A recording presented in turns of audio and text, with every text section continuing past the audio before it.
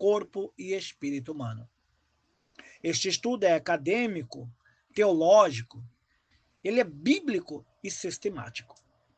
O autor é quem vos fala, pastor Jailton Silva de Oliveira. O meu ministério é a Igreja Evangélica Pentecostal Jesus Palavra é Vida. Por dedicatória, dedico este estudo ao Senhor Jesus Cristo, razão de toda existência e fonte de toda sabedoria. Dedico a minha amada esposa, Mônica Regina Rodrigues de Oliveira, companheira fiel, intercessora incansável e sustento da minha jornada. Sem o teu temor, este trabalho não seria possível. A ti dedico cada palavra aqui escrita com profunda gratidão e afeto. Aos meus amados filhos, herdeiros da fé que professamos, que possam encontrar nestas páginas um legado de devoção intelectual e espiritual para as gerações vindouras. Ao ministério Jesus Palavra é Vida, corpo ministerial precioso, que tem sido instrumento de edificação e proclamação do Evangelho. Que este estudo fortaleça ainda mais o compromisso com a palavra viva e eficaz. Deixo uma nota aqui, um prefácio. Este estudo acadêmico, ele nasceu de uma profunda convicção. A necessidade urgente de oferecer ao povo de Deus, especialmente aos líderes e estudiosos da fé cristã, um material teológico rigoroso, fundamentado nos textos originais das Sagradas Escrituras e no legado dos grandes mestres da hermenêutica e da exegese bíblica. A teologia cristã não pode ser tratada superficialmente. Ela exige do intérprete sagacidade hermenêutica, reverência espiritual e honestidade intelectual. Ao longo destas páginas, o leitor encontrará análises fundamentadas nos textos hebraicos e gregos originais, no pensamento patrístico, na teologia reformada e nas correntes contemporâneas do pensamento teológico evangélico. A escolha temática não é aleatória. A manifestação de Jesus Cristo, sua promessa, suas obras e a comparação com a constituição tricotômica do ser humano representam o coração da fé cristã ortodoxa. Compreender quem é Jesus é compreender quem somos nós diante de Deus. Sua encarnação, ministério, morte, ressurreição e ascensão formam o eixo central em torno do qual toda a hermenêutica bíblica deve agir. Que este trabalho seja, acima de tudo, uma oferta ao Deus eterno, uma ferramenta útil ao ministério e um convite ao aprofundamento intelectual e espiritual de todos os que o lerem. Que a graça do Senhor Jesus Cristo esteja com cada leitor. Vamos para o estudo. Vamos para o sumário temático, a estrutura. Primeiro, introdução geral. Nós vamos tratar sobre fundamentos metodológicos, escopo hermenêutico e apresentação da tese central do estudo. No segundo, a manifestação de Jesus nas Escrituras, através de profecias messiânicas no Antigo Testamento e sua concretização no Novo Testamento. Terceiro, a promessa e as obras de Jesus. A missão redentora, os milagres, os ensinamentos e o cumprimento da aliança divina. Quarto, a doutrina da Trindade.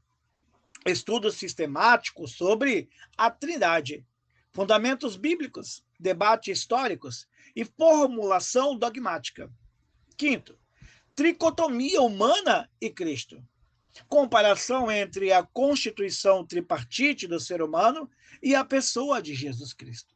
E sexto, conclusão e referências, síntese teológica, implicações práticas e referências bibliográficas.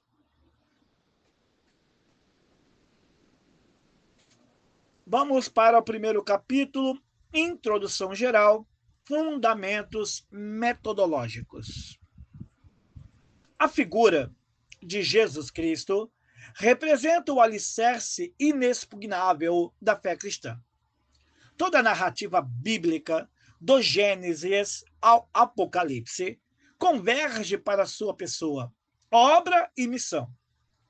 Este estudo propõe-se, portanto, a investigar com rigor acadêmico e reverência espiritual a manifestação de Cristo nas Escrituras, suas promessas, suas obras redentoras e a profunda analogia existente entre sua pessoa e a constituição tripartite do ser humano, corpo, alma e espírito.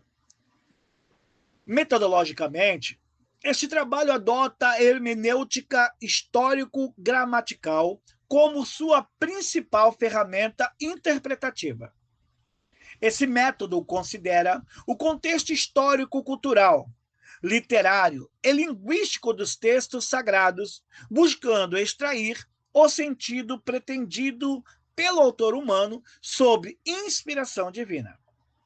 A exegese, por sua vez, será empregada como instrumento de análise textual, especialmente nos textos originais em hebraico, ou seja, na Septuaginta, e no grego koiné, visando uma interpretação mais precisa e fiel às fontes primárias. A escolha hermenêutica não é arbitrária. O intérprete cristão é chamado à responsabilidade, como em 2 Timóteo 2, versículo 15, o que pressupõe formação, método e humildade epistêmica. O texto sagrado possui camadas de significado que somente uma abordagem séria e multidisciplinar pode revelar. Congregando exegese textual, teologia bíblica, teologia sistemática e teologia histórica. O presente estudo está estruturado em torno de 4 eixos principais: a manifestação progressiva de Cristo nas Escrituras, a natureza e abrangência de sua obra redentora, a doutrina trinitária como contexto teológico indispensável e, finalmente, a correlação entre a constituição humana tricotômica e a pessoa de Jesus Cristo. Cada eixo será desenvolvido com profundidade exegética e fundamentação bibliográfica consistente, visando atender tanto ao acadêmico quanto ao líder ministerial que busca aprofundamento teológico sólido. Vamos para o capítulo 1, seção 1.1. Profecias messiânicas no Antigo Testamento. Citaremos algumas. A hermenêutica tipológica e profética constitui um dos recursos mais fascinantes da interpretação bíblica. O Antigo Testamento não é apenas o registro histórico do povo de Israel, mas um vasto painel de antecipações, sombras e prefigurações da pessoa e obra de Jesus Cristo. A esse fenômeno, os teólogos chamam de sensus plenior, o sentido mais pleno que o autor divino deposita no texto, para além do que o autor humano imediatamente vislumbrava. Em Isaías, capítulo 7, versículo 14, está tratando sobre o nascimento virginal. O termo hebraico almar, traduzido por virgem na Septuaginta, partenos, aponta para uma jovem de virtude inviolada, a promessa do Emanuel, ou seja, Deus conosco. antecipa a encarnação do Logos eterno. Mateus capítulo 1, versículo 23, aplica diretamente esta profecia ao nascimento de Jesus. No livro de Isaías, no seu capítulo de número 53, está tratando do servo sofredor. O quarto cântico do servo, Isaías 52, versículo 13, ao 53, verso 12, é possivelmente o texto messiânico mais citado no Novo Testamento. O servo é descrito como desprezado, rejeitado, portador de enfermidades, ferido por nossas transgressões. O termo hebraico nazar, levar, implica substituição expiatória, conceito central na soteriologia cristã. Já no livro de Miqueias, capítulo 5, versículo 2, Belém será a cidade do Messias. Assim aconteceu. As profecias especificam não apenas a origem geográfica do Messias, mas também declara a sua pré-existência eterna, cuja origens são desde os tempos antigos, desde os dias da eternidade. Mimei Roland. Essa declaração ultrapassa a simples dimensão histórica, afirmando a natureza divina e pré-existente do prometido. Nos Salmos 22, o clamor na cruz. Escrito por Davi séculos antes da crucificação, o Salmos 22 descreve com precisão extraordinária o sofrimento do Messias. Abandono, escárnio, sede, mãos e pés perfurados, e a divisão das vestes por sorteio. Jesus o cita ao morrer, Mateus 27, versículo 46, confirmando o cumprimento profético literal. Já em Daniel, capítulo 9, versículos 24 ao 27, trata das 70 semanas. A profecia das 70 semanas de Daniel oferece uma cronologia messiânica de precisão impressionante, apontando para a vinda do ungido, o príncipe, e para o momento em que ele seria cortado. Teólogos como Sir Robert Anderson calcularam que esse período converge diretamente para a entrada triunfal de Jesus em Jerusalém.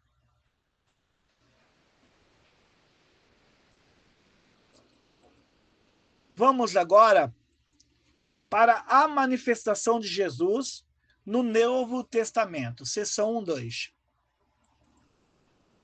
A concretização das profecias messiânicas inaugura-se com o evento da encarnação. Um dos dogmas mais profundos e inescrutáveis da teologia cristã. O Logos eterno, por quem e para quem todas as coisas foram criadas. Colossenses 1, versículo 16. Condescendeu à fragilidade da carne humana. João, com maestria teológica incomparável, apresenta este evento em seu prólogo, João 1, versículo 1 ao 18. E o Verbo se fez carne e habitou entre nós, cheio de graça e de verdade, João 1, versículo 14. O termo grego eskenosen, habitou, literal, armou sua tenda, evoca diretamente a Shekinah, a presença gloriosa de Deus na tenda do encontro no deserto. João estabelece, assim, uma tipologia profunda. Assim como Deus habitou no tabernáculo no meio de Israel, agora habita em carne humana, visível e tangível. A encarnação é a Shekinah definitiva. Os evangelhos sinóticos preservam a narrativa do nascimento virginal com ênfases complementares. No livro de Mateus, no seu capítulo 1, nos versículos 18 a 25, escrevendo para uma audiência judaica, sublinha o cumprimento profético e a linhagem davídica de Jesus através de José. No livro de Lucas, no seu capítulo 2, no versículo 1 ao 20, com seu foco no universal e no marginalizado, apresenta um anúncio aos pastores, os excluídos da sociedade judaica do primeiro século, como o primeiro sinal da democratização da graça divina.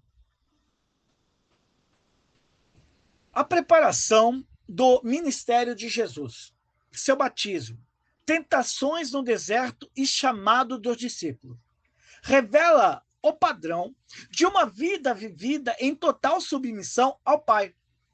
No batismo, em Mateus 3, versículos 13 a 17, a Trindade manifesta-se de forma inédita e simultânea. O Filho batizado nas águas, o Espírito descendo em forma corpórea de pomba e a voz do Pai rasgando os céus. É a primeira teofania trinitária explícita da história da salvação. Vamos para o capítulo de número 2. A promessa divina, o coração do Evangelho. Em João, capítulo 3, versículo 16, na nova versão internacional, né, NVI, porque Deus amou o mundo de tal maneira que deu seu Filho unigênito, para que todo aquele que nele crê não pereça, mas tenha a vida eterna. Neste livro de João, capítulo 3, versículo 16, é com razão chamado de o Evangelho em miniatura. Cada palavra do versículo carrega densidade teológica extraordinária. O verbo grego egapsen, amor, está no auristo do indicativo ativo, indicando uma ação concluída em determinado momento histórico. A dádiva do Filho na cruz, que, no entanto, possui consequências eternas e contínuas. Esse amor não é um sentimento abstrato, mas uma ação histórica e concreta. O substantivo monogene, ou unigênito, merece atenção especial. No contexto joanino, esse termo não se refere à origem cronológica do Filho, como se houvesse um momento em que ele começou a existir. Antes, aponta para sua unicidade ontológica. Ele é o único de sua espécie, incomparável na sua natureza divina. É a mesma palavra usada em João, capítulo 1, versículo 18, onde Jesus é chamado de o Deus unigênito, ou seja, monogenes theos, reforçando a sua plena divindade. A promessa central de Jesus abraça a totalidade da condição humana. Ele veio como o Logos encarnado. João capítulo 1, versículos 1 ao 14. Como o Cordeiro de Deus que tira o pecado do mundo. João capítulo 1, versículo 29. Como sumo sacerdote que intercede eternamente pelos seus. Hebreus 7, versículo 25. E como o Rei dos Reis que retornará em glória. Apocalipse capítulo 19, 11 ao 16.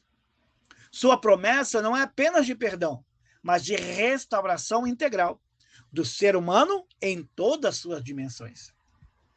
Então vou colocar aqui 4 blocos. Promessa de salvação. João 3,16. A vida eterna como dádiva do amor de Deus mediante a fé em Cristo. Promessa de presença. Mateus 28, versículo 20.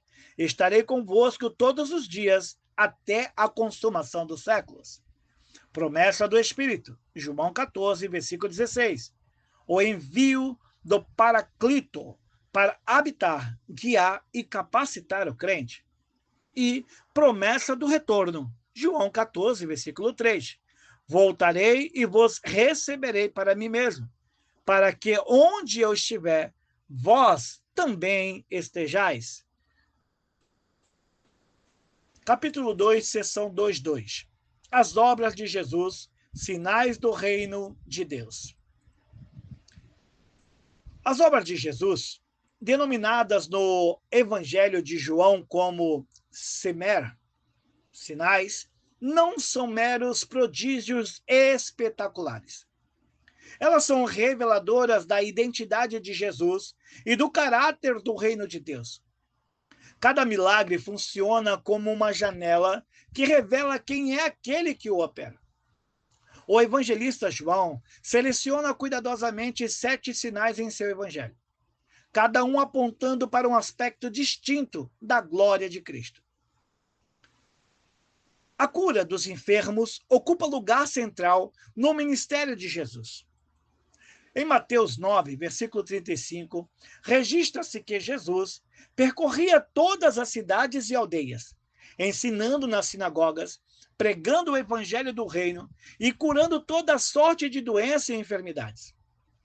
A expressão grega passan noson kai passan malakiran, toda doença e toda enfermidade, indica a totalidade e a suficiência do poder de Jesus sobre a condição humana degradada pela queda. Os milagres sobre a natureza revelam a soberania cósmica de Cristo. Quando Jesus acalma a tempestade, lá em Marcos capítulo 4, versículos 35 ao 41, a reação dos discípulos é de temor reverencial.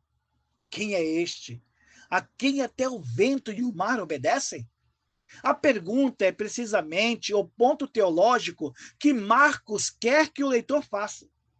A resposta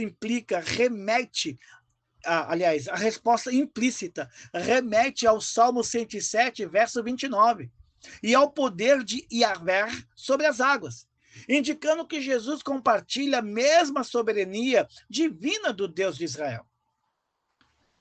A ressurreição de Lázaro, em João, capítulo 11, versículos 1 ao 44, representa o auge dos sinais joaninos antes da paixão.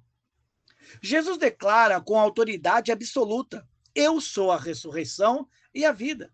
João 11, versículo 25. O verbo grego eimi, na função ego eimi, significa eu sou. Ecoa o nome divino revelado a Moisés no Êxodo 3, capítulo 3, versículo 14, constituindo mais uma afirmação velada, mais inequívoca da divindade de Cristo. Capítulo 2, seção 2.3. Os 7 sinais de João, uma hermenêutica. João capítulo 2, transformação de água em vinho. João capítulo 5, cura do paralítico, poder sobre a incapacidade. João capítulo 6, caminhada sobre as águas, soberania cósmica.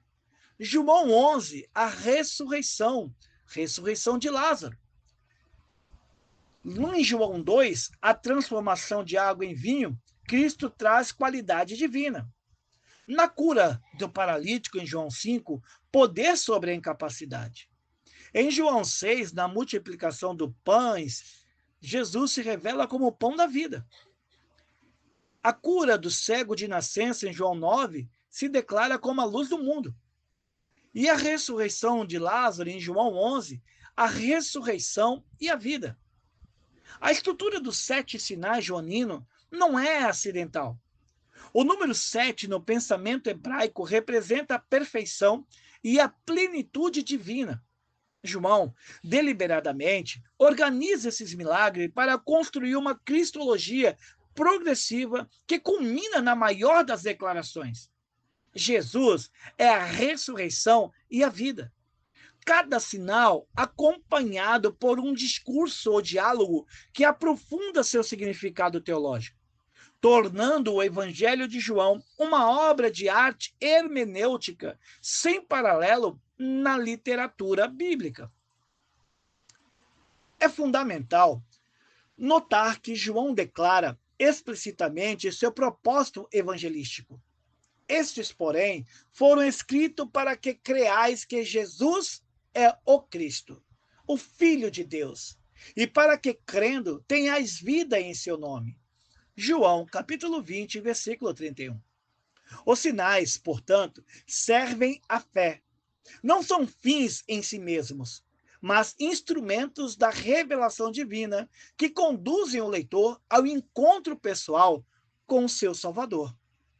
Capítulo 2, seção 2.4. os ensinamentos de Jesus, o Sermão do Monte. Está escrito que se as obras de Jesus revelam seu poder, seus ensinamentos revelam sua sabedoria e o caráter do reino de Deus. O Sermão do Monte, em Mateus 5 ao 7, representa o mais completo compêndio ético do ensino de Jesus e tem sido chamado de a Magna Carta do Reino de Deus. Guarda isso, a Magna Carta do Reino de Deus. Nele, Jesus não apenas intensifica os requisitos éticos da Torá, mas os internaliza, deslocando o foco da observância exterior para a transformação do coração. A estrutura retórica característica de Jesus. Ouvistes o que foi dito, mas eu vos digo, em Mateus 5, 21 ao 48, não constitui uma revogação da lei mosaica, mas sua interpretação autorizada e definitiva. O contraste grego entre o auristo passivo, ou seja, ererte, foi dito, e o presente ativo, lego, rimin, eu digo a vós, sublinha a superioridade da autoridade de Jesus sobre toda tradição interpretativa anterior, incluindo os escribas e os fariseus. As bem-aventuranças de Mateus 5, versículos 3 ao 12, inauguram o sermão com uma inversão radical dos valores do Império Romano e da religiosidade farisaica. O pobre em espírito, ptox to pneumate, isso mesmo, não é o economicamente miserável, mas aquele que reconhece sua total dependência e bancarrota espiritual diante de Deus. E a este é prometido o próprio reino dos céus. Essa inversão axiológica é característica fundamental da ética do reino.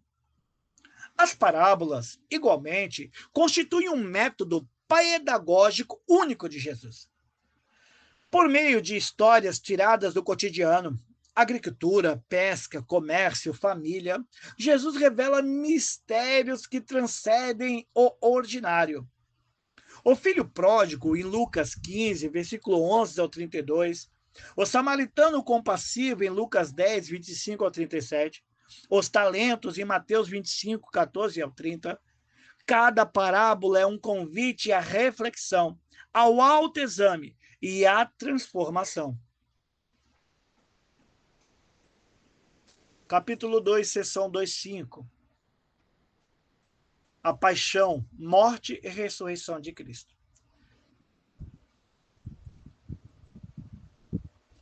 Significado expiatório da cruz.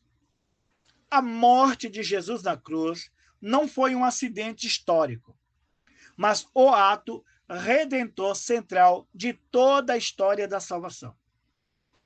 O termo grego hilasterion, propiciação ou lugar de expiação, usado em Romanos capítulo 3, versículo 25 e em Hebreus 9, versículo 5, conecta o sacrifício de Cristo ao propiciatório do tabernáculo, onde o sangue era aspergido no dia da expiação.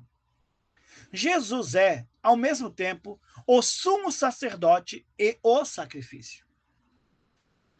A ressurreição, fundamento da fé.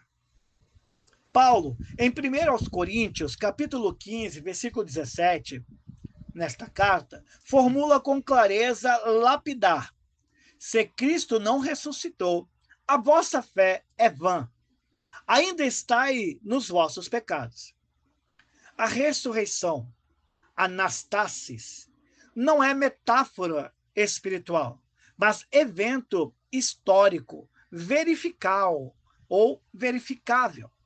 O túmulo vazio as aparições pós-ressurreição e a transformação radical do discípulo constituem evidências convergentes de um acontecimento sem precedentes na história humana.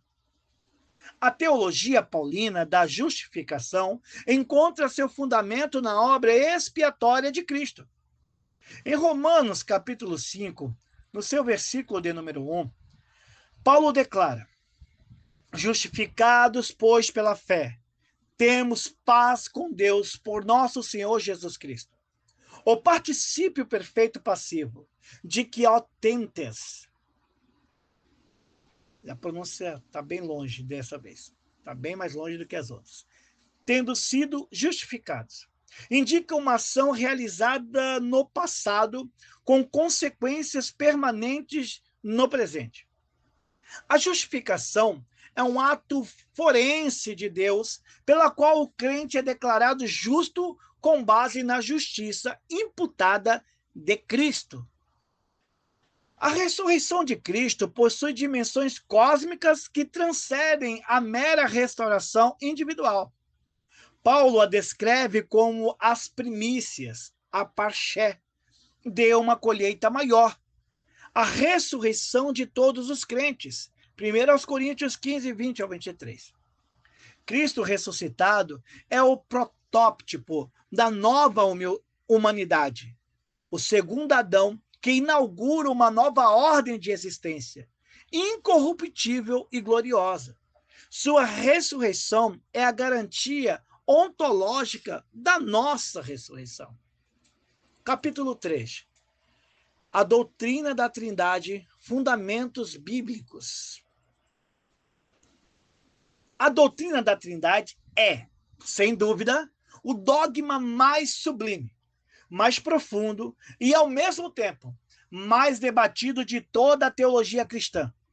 Ela afirma que o único Deus eterno existe em três pessoas distintas e coiguais: o Pai, o Filho e o Espírito Santo, que compartilham a mesma essência divina, homoousios, sem confusão de pessoas, divisão de essência ou subordinação ontológica. É fundamental esclarecer, do ponto de vista hermenêutico, que a palavra trindade, ou trinitas do latim, não aparece explicitamente nas Escrituras Sagradas. Ela é uma formulação teológica desenvolvida pela Igreja para descrever a realidade que as Escrituras testemunham de forma pervasiva. O conceito, porém, é inequivocadamente bíblico. Inequivocamente, tá? Desculpa. Bíblico. Emergindo da tensão criativa entre o monoteísmo hebraico, de Deuteronômio 6, versículo 4, Shema Yisrael, e as afirmações do Novo Testamento acerca da divindade de Jesus e do Espírito Santo. O credo niceno, 325 d.C., e o credo de Calcedônia, 451 d.C., representam os marcos históricos do desenvolvimento dogmático da doutrina trinitária. A crise ariana, que negava a plena divindade do Filho, forçou a Igreja a precisar sua linguagem teológica e a fundamentar com rigor e a afirmação da consubstancialidade do Pai e do Filho. Atanásio de Alexandria, em sua resistência solitária contra Mundum, preservou a ortodoxa trinitária para todas as gerações subsequentes. Capítulo 3, seção 3.1, Evidências Bíblicas da Trindade. O fundamento monoteísta, Deuteronômio 6, versículo 4. O Shema Israel. Ouça, ó Israel, o Senhor nosso Deus, o Senhor é um. Emprega o termo hebraico echad, para um, que denota uma unidade composta. A mesma palavra usada em Gênesis capítulo 2, versículo 24, para descrever o homem e a mulher tornando-se uma só carne. Isso contrasta com Yeshid, que indicaria unicidade absoluta e singular. O monoteísmo hebraico, portanto, não exclui a pluralidade de pessoas na unidade divina. O batismo de Jesus, em Mateus 3, 16 ao 17. O batismo de Jesus constitui uma das mais explícitas manifestações trinitárias no Novo Testamento. As três pessoas da Trindade se revelam simultaneamente.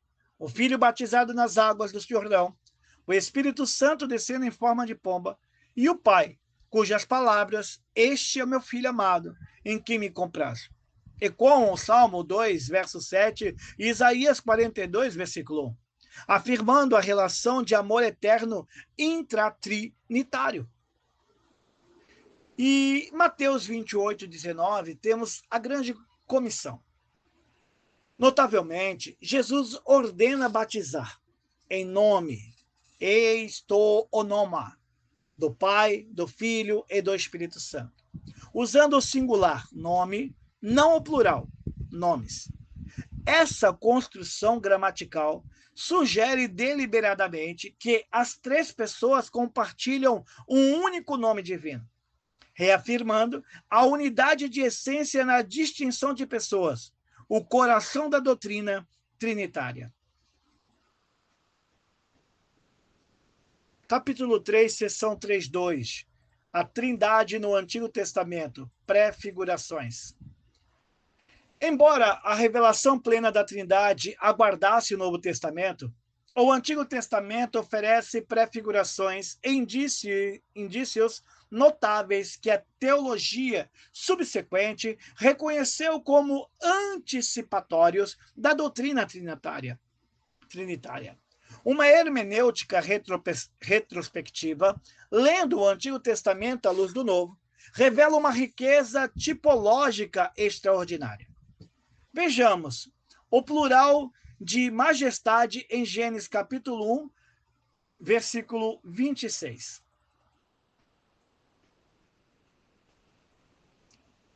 Façamos o homem à nossa imagem, conforme a nossa semelhança. O uso do plural hebraico naaseh, façamos, e betsalmelno, a nossa imagem, tem sido historicamente interpretado pela teologia cristã como uma alusão à pluralidade de pessoas na divindade. Embora também possa refletir o plural de deliberação ou de majestade, o contexto teológico mais amplo das Escrituras sugere que há mais do que uma simples convenção gramatical nessa construção. Também podemos ver o anjo do Senhor como uma cristofania? Essa é uma boa pergunta. Vamos meditar, então? Em diversas passagens do Antigo Testamento está o anjo do Senhor, Malach e Arber. É identificado alternadamente com Deus e distinto dele. Gênesis 16, versículos 7 ao 13, Juízes 6, versículos 11 ao 22, Juízes 13, versículos 2 ao 22.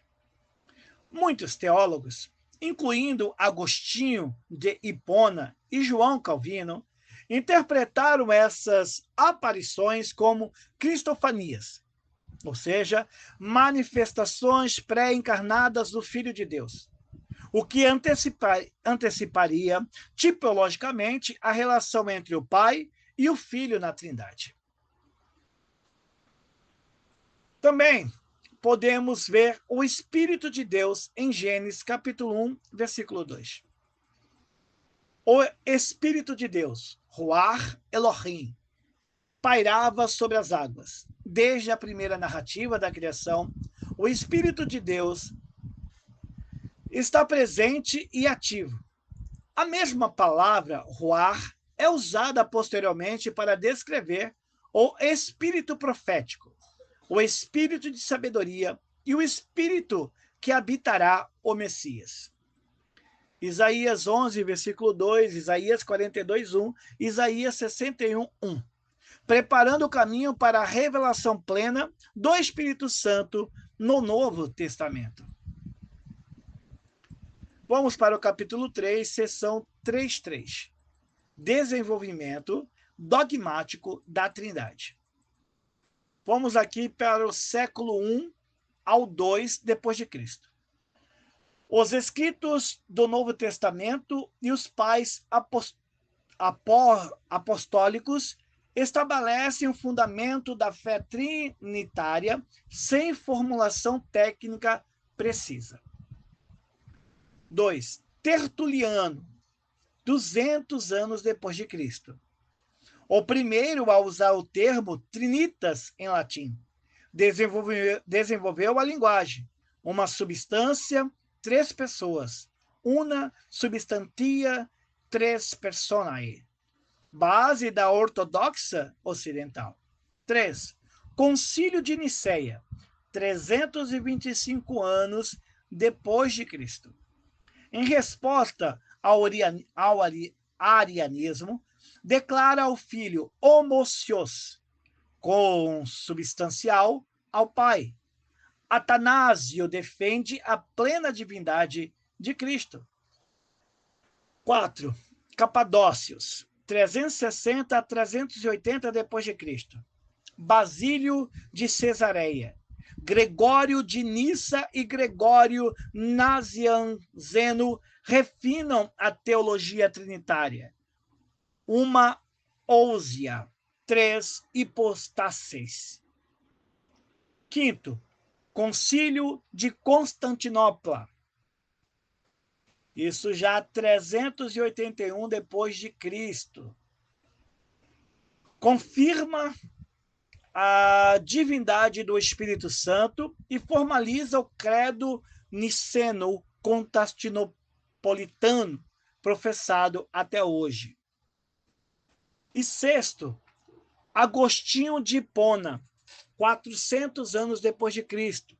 Em sua obra de Trinitate, Agostinho explora analogias psicológicas da Trindade no ser humano, influenciando profundamente a teologia ocidental. O desenvolvimento dogmático da doutrina trinitária revela que a Igreja não inventou uma teologia, mas laboriosamente precisou a linguagem para descrever a realidade testemunhada nas Escrituras e na experiência litúrgica primitiva. Cada controvérsia foi, na verdade, uma oportunidade providencial de aprofundamento da compreensão do ser de Deus. Capítulo 3, seção 3.4. As 3 pessoas da Trindade, atributos e missões. Deus Pai, soberano e fonte de tudo. Deus Filho, o Cristo, Redentor encarnado. Deus Espírito Santo, guia e santificador. Coiguais e eternos, unidade essencial. Onipotentes, poder ilimitado. Onipresentes e oniscientes, conhecimento e presença universais. A distinção entre as pessoas trinitárias não implica inferioridade ou subordinação ontológica. A teologia ortodoxa distingue cuidadosamente entre a taxis trinitária, a ordem ou relação entre as pessoas, e a igualdade de essência. O Filho é eternamente gerado pelo Pai, genetos, enquanto o Espírito Santo procede eternamente do Pai e do Filho, filioque, na tradição ocidental. Essas relações de origem, porém, não constituem hierarquia de valor ou poder, mas define as identidades pessoais distintas dentro da única essência divina. As missões econômicas, ad extra para fora de Deus, da Trindade refletem as relações imanentes, a de intra, dentro de Deus. O Pai envia, o Filho é enviado, o Espírito procede de ambos. Essa estrutura missionária da Trindade constitui o fundamento da Missio Dei, ou seja, a missão de Deus no mundo, que, por sua vez, fundamenta toda a missão eclesial. Capítulo 3, seção 3.5. Heresias trinitárias e a resposta ortodoxa. As principais heresias. Arianismo. O Filho é uma criatura subordinada ao Pai, o primogênito de toda a criação em sentido ontológico. Negação da homoousia. Modalismo. Sabelianismo. Deus é uma única pessoa que se manifesta em três modos ou máscaras diferentes. Nega a distinção real de pessoas. Triteísmos. Os três são três deuses separados. Nega a unidade essencial da divindade. Pneumatomaquismo. Nega a plena divindade do Espírito Santo, reduzindo-o a uma força ou ser intermediário, condenado em Constantinopla, 381 anos depois de Cristo.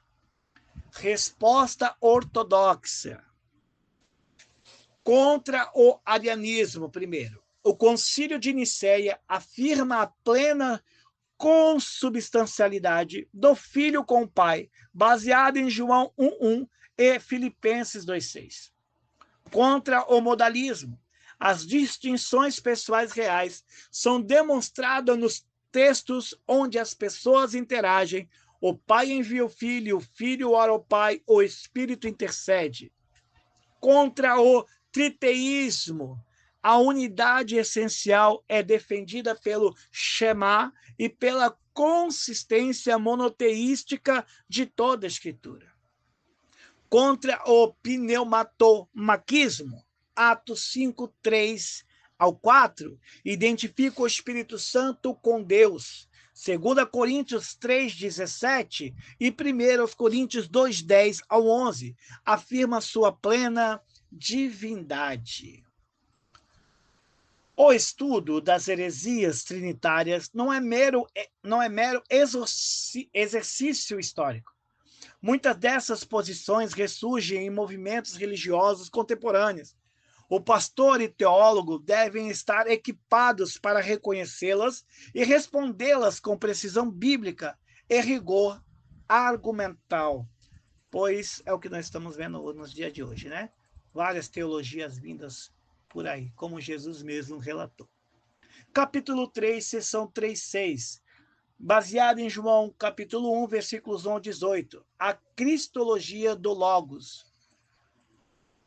João 1:1, NVI. No princípio era o Verbo, e o Verbo estava com Deus, e o Verbo era Deus.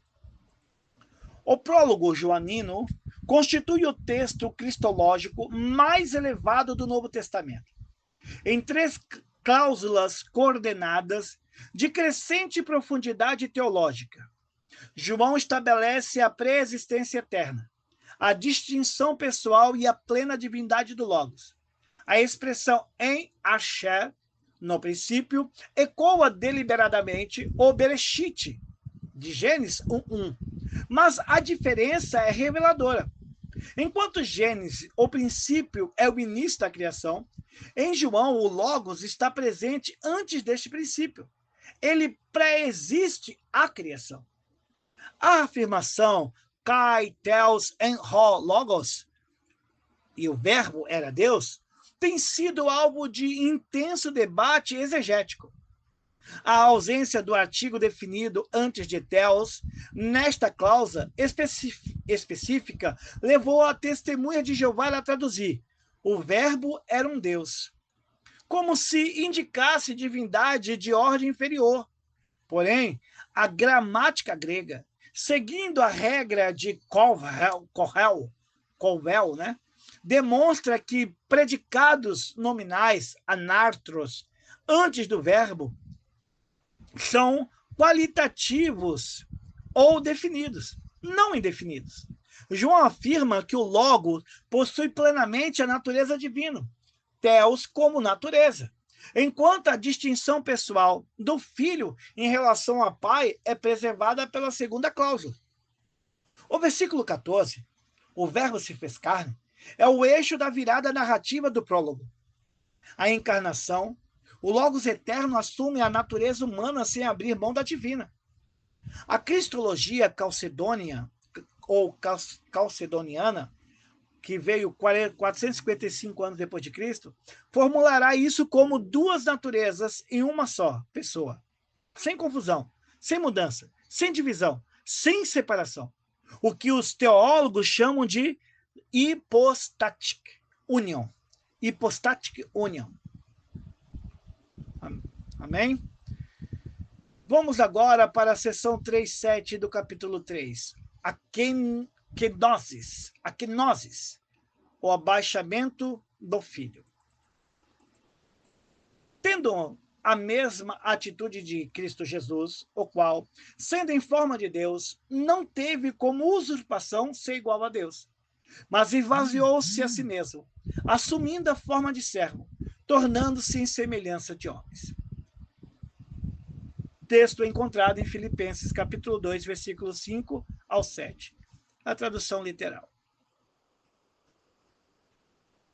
O hino cristológico de Filipenses 2, 5 ao 11, Carmen Christi, representa um dos textos mais teologicamente densos do Novo Testamento. A palavra-chave é ekenosen, esvaziou-se, de onde deriva o conceito teológico de kenosis. O debate teológico em torno desse termo é extenso. De que exatamente o Filho se esvaziou na encarnação? É uma pergunta. A interpretação ortodoxa rejeita a ideia de que Jesus abdicou de qualquer ou quaisquer atributos divinos durante a sua vida terrena. O que a kenosis descreve não é uma diminuição da divindade, mas uma voluntária autolimitação no exercício de certos atributos divinos, como onisciência e onipotência. Em função da missão encarnada, o Filho tomou sobre si a forma de servo, morphen dolou, assumindo a condição humana em toda a sua vulnerabilidade e limitação, exceto o pecado, como está em Hebreus 4, versículo 15. A kenosis revela o caráter do amor trinitário, o amor que se doa, que se abaixa, que se faz vulnerável pelo bem do amado. Isso tem profundas implicações éticas e espirituais para o crente. Paulo não apresenta a kenosis como um mero dado dogmático, mas como modelo ético, tendo a mesma atitude de Cristo Jesus. A humildade encarnacional de Cristo é o paradigma da ética cristã. A doutrina da kenosis tem implicações diretas para a compreensão da relação entre as naturezas divina e humanas em Cristo.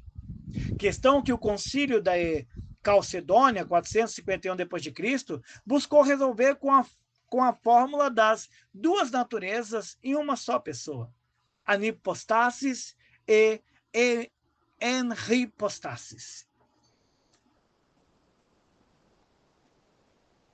Vamos aqui, estamos quase acabando. Capítulo 4. A constituição tricotômica do ser humano. Isso eu quis colocar muito aqui isso. A antropologia bíblica, o estudo do ser humano à luz das escrituras, constitui o terreno fértil no qual a analogia entre a pessoa de Cristo e a constituição humana pode ser mais plenamente compreendida.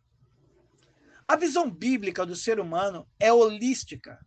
O homem não é um espírito preso num corpo, como na filosofia platônica, nem apenas um ser material sofisticado, como no naturalismo contemporâneo. Ele é uma unidade complexa, criado à imagem de Deus, imago Dei, constituído de corpo, alma e espírito. O texto fundante para a antropologia tricotômica é 1 Tessalonicenses, capítulo 5, versículo 23. O próprio Deus da paz vos santifique em tudo, e o vosso espírito, alma e corpo sejam conservados íntegros, irrepreensíveis na vinda de nosso Senhor Jesus Cristo. A distinção explícita entre pneuma, espírito, psiste, pse, alma, e soma, corpo, ou somar, corpo, apoia a tricotomia como uma legítima compreensão bíblica da constituição humana. Embora a dicotomia corpo e alma / espírito também tenha sólido suporte exegético em outros textos. A distinção entre alma e espírito encontra seu texto mais notável em Hebreus capítulo 4, versículo 12. Porque a palavra de Deus é viva e eficaz, e mais afiada do que qualquer espada de 2 gumes, e penetra até o ponto de dividir alma e o espírito. Esse versículo sugere uma distinção real entre alma, psique, e espírito, pneuma, mesmo que ambos sejam imateriais, o que fundamenta a posição tricotômica. Sim, eu vou colocar uma adenda aqui. Se a gente parar para analisar esse texto, ele está falando de algo que está dentro, a carne está fora, certo? Então, só foi um adendo. Gênesis, capítulo 2, versículo 7, narra a criação do ser humano de forma que sugere a composição tripartite. Então, o Senhor Deus formou o homem do pó da terra, somar, e soprou em suas narinas o fôlego da vida, pneuma, e o homem se tornou um ser vivente, nefes chayah, alma vivente.